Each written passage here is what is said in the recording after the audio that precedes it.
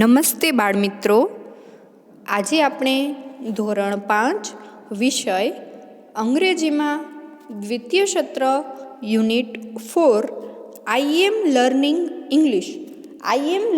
English એટલે કે હું અંગ્રેજી શીખું છું તેમાં એક્ટિવિટી 1નો અભ્યાસ કરીશું, જેમાં છે નીચેનું કાવ્ય સાંભળો અને અભિનય સાથે ગાઓ. નીચે એક સરસ મજાની પ્રેઇંગ એટલે કે પ્રાર્થના કાવ્ય આપેલી છે, તો તે આપણે સમજીએ. પ્રેઇંગ એટલે પ્રાર્થના. પ્રેઇંગ ઇન ધ મોર્નિંગ, સવારે પ્રાર્થના. મોર્નિંગ એટલે સવારે અને પ્રેઇંગ એટલે પ્રાર્થના, તો સવારે પ્રાર્થના. Praying in the noon time એટલે બપોરે પ્રાર્થના. પ્રેઇંગ પ્રાર્થના. Praying van the sun goes down એટલે કે સૂર્ય જ્યારે આથમે ત્યારે પ્રાર્થના. હવે છે સિંગિંગ ગાવાનું. સિંગિંગ ઇન ધ મોર્નિંગ, સવારે ગાવાનું. Singing in the noon time, બપોરે ગાવાનું. સિંગિંગ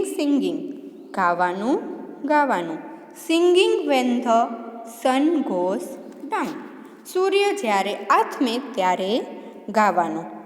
ડાન્સિંગ એટલે કે નૃત્ય ડાન્સ કરવું. ડાન્સિંગ ઇન ધ મોર્નિંગ, સવારે નૃત્ય. Dancing in the noon time, બપોરે નૃત્ય. ડાન્સિંગ નૃત્ય.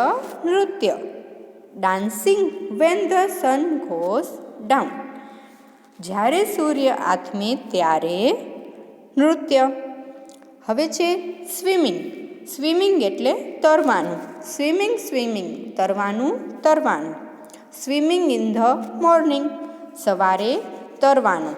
Swimming in the noon time, બપોરે તરવાનું. સ્વિમિંગ તરવાનું. Swimming when the sun goes down, સૂર્ય જ્યારે આથમે ત્યારે તરવાનું. પછી છે રીડિંગ એટલે વાંચવાનું. રીડિંગ ઇન ધ મોર્નિંગ, સવારે વાંચવાનું. Reading in the noon time, બપોરે વાંચવાનું.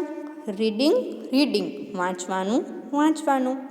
Reading van the sun goes down, જ્યારે સૂર્ય આથમે ત્યારે વાંચવાનું. તો મિત્રો, અહીં સવાર, બપોર અને સાંજે આ બધી ક્રિયાઓ કરવા માટેનું કહ્યું છે. હવે અહીં સિંગિંગ, ડાન્સિંગ, સ્વિમિંગ અને રીડિંગનું આપેલું છે. તેવી રીતે નીચે પ્લેઇંગ, મેકિંગ, જમ્પિંગ, રનિંગ અને કુકિંગનું આ રીતે ફકરો બનાવવાનો છે. તો પેલું છે પ્લેઇંગ, તો આપણે જોઈએ. પ્લેઇંગ રમવાનું. Playing in the morning. પછી શું છે? Playing in the noon time. Playing van the sun goes down. બીજા બધા વાક્યો એમ જ રહે છે, ખાલી ક્રિયાઓ બદલે છે. પછી છે મેકિંગ, તો એનું પણ એવી જ રીતે બને. Making in the morning. Making in the noon time. Making van the sun goes down. Making એટલે બનાવવું. તો આ રીતે બધાનું બની શકે છે. હવે આપણે એક્ટિવિટી 2 જોઈએ. તો એમાં છે નીચેના ચિત્રો જુઓ અને વાંચો. શું છે? બધા એક્શન વર્ડ આપ્યા છે અને સાથે તેનું ચિત્ર પણ આપેલું છે. તો પહેલું ચિત્ર છે રનિંગ એટલે દોડવું. અને ચિત્રમાં આપણે દેખાય છે કે એક છોકરી છે તે દોડી રહી છે. પછી બીજું છે ડાન્સિંગ એટલે ડાન્સ કરવો, નૃત્ય કરવું. ત્રીજું છે પ્લેઇંગ ક્રિકેટ, તો આપણે જોઈ શકીએ છીએ કે છોકરી છે તે ક્રિકેટ રમી રહી છે. પછી છે રીડિંગ એટલે વાંચવું. પછી જમ્પિંગ એટલે કૂદકો મારવો. ઇટિંગ લંચ, લંચ એટલે બપોરનું ભોજન. ઇટિંગ એટલે ખાવું, બપોરનું ભોજન ખાવું. બાથિંગ, બાથિંગ એટલે નાહવું. વોશિંગ, વોશિંગ એટલે કપડાં ધોવા, ધોવે છે, આપણે દેખાય છે ચિત્રમાં. પછી છે કુકિંગ, કુકિંગ એટલે રસોઈ કરવી. રાઇટિંગ અ લેટર, શું કરવું છે? પત્ર લખે છે. સ્કીપિંગ, સ્કીપિંગ એટલે દોરડા કૂદવા. સ્લીપિંગ, સ્લીપિંગ એટલે સૂઈ જવું.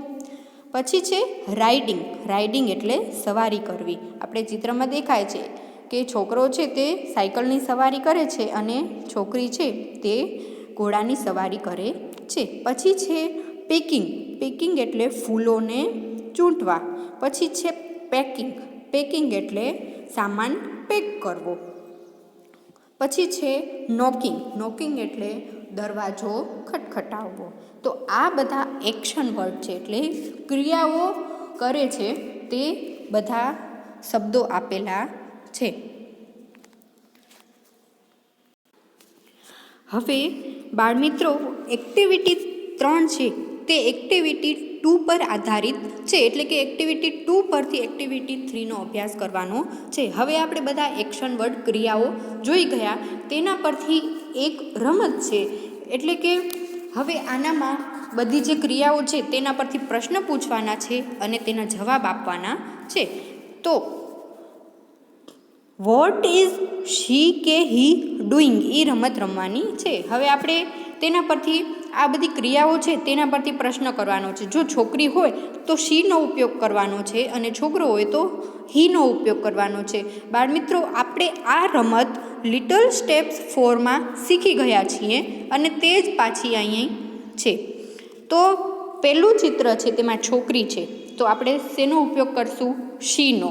તો એવી રીતે પ્રશ્ન કરવાનો, વોટ ઇઝ શી ડુઈંગ, તેણી શું કરી રહી છે? તો તેનો જવાબ આવશે. તો એમાં શું છે? પહેલા ચિત્રમાં રનિંગ એટલે કે દોડવું, તો છોકરી છે એટલે પાછું આપણે લખશું શી ઇઝ રનિંગ, તે દોડી રહી છે. પછી બીજું છે ડાન્સિંગ, તો તેમાં કોણ છે? છોકરો છે, તો છોકરા માટે આપણે વાપરશું હી. તો વોટ ઇઝ હી ડુઈંગ, તો હી ઇઝ ડાન્સિંગ. પછી ત્રીજું છે તેમાં છોકરી છે, તો what is she doing, she is playing cricket. પછી ચોથું એમાં પણ છોકરી છે, તો વોટ ઇઝ શી ડુઈંગ, તો she is reading a book. પછી પાંચમું છે જમ્પિંગ, તેમાં કોણ છે? છોકરો, તો આપણે હી લેશું. તો શું લેશું? વોટ ઇઝ હી ડુઈંગ, તો શું આવશે? He is jumping. પછી છે ઇટિંગ લંચ, તો તેમાં કોણ છે? છોકરી છે, તો વોટ ઇઝ શી ડુઈંગ, તો શી ઇઝ ઇટિંગ લંચ. પછી છે બાથિંગ, તો તેમાં છે છોકરો, તો વોટ ઇઝ હી ડુઈંગ, તો હી ઇઝ બાથિંગ. પછી આવશે વોશિંગ, તો તેમાં કોણ છે? છોકરી છે, તો વોટ ઇઝ શી ડુઈંગ, તો શી ઇઝ વોશિંગ ક્લોથ્સ. પછી છે કુકિંગ, તો છોકરો છે, તો વોટ ઇઝ હી ડુઈંગ, તો હી ઇઝ કુકિંગ. એવી રીતે બધા પ્રશ્ન વોટ ઇઝ હી ડુઈંગ કે વોટ ઇઝ શી ડુઈંગથી કરવાના છે. હવે રાઇટિંગ લેટર, તો શી કે હી આગળ મૂકવાનું અને પાછળ રાઇટિંગ લેટર. તો છોકરી છે, તો શી ઇઝ રાઇટિંગ લેટર. પછી she is skipping, he is sleeping. પછી આવશે બંને છે, તો એમાં આવશે હી ઇઝ રાઇડિંગ બાઇસિકલ અને શી ઇઝ રાઇડિંગ હોર્સ. પછી છે પેકિંગ, તો શી ઇઝ પેકિંગ ફ્લાવર્સ. પછી પેકિંગ, તો હી ઇઝ પેકિંગ ક્લોથિસ. પછી નોકિંગ, તો she is knocking on the door. આ રીતે આપણે પ્રશ્ન અને જવાબો બનાવવાના છે. Thank you.